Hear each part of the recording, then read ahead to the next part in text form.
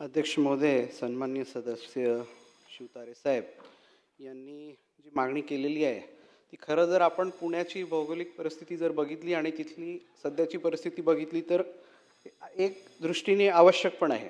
कारण की आपण हिंजेवाडीला जेव्हा IT पार्क हब म्हणून बघतो आणि तिथे तिथलं जे आपलं भूखंड आहे आणि तिथलं जो ट्रॅफिकची व्यवस्था आहे ते बघता आपल्याला पुरंदर येथे त्यांचा जो IT पार्कची मागणी आहे मला असं वाटते ती रास्त आहे. आणि 3/4/2025 रोजी झालेली सन्माननीय उद्योगमंत्री कॅबिनेट मंत्री साहेब यांच्या अध्यक्षतेखाली बैठक झाली होती. तिथे याचे आदेश दिले होते की पुढचा आपण याची ती कारवाई करावा म्हणून.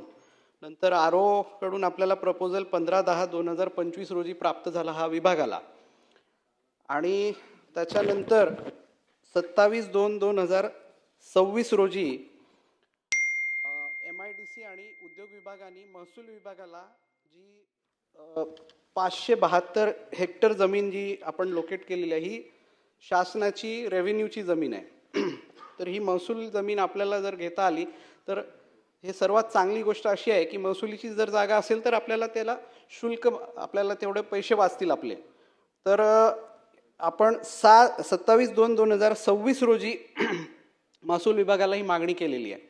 आता याला प्रक्रिया अशी आहे साहेब की ही रेव्हेन्यू डिपार्टमेंटनी महसूल विभागाने हे कॅबिनेटमध्ये प्रस्ताव आणायला गरजेचं आहे. कॅबिनेटमधून जर आणलं तर याच्यात उद्योग विभाग आणि MIDCचं कार्य पूर्ण इथे झालेलं आहे.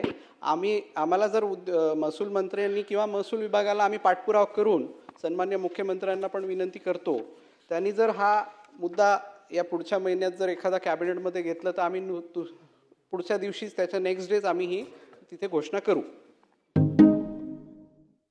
महसूल विभागाने गायरांची जागा ही आणि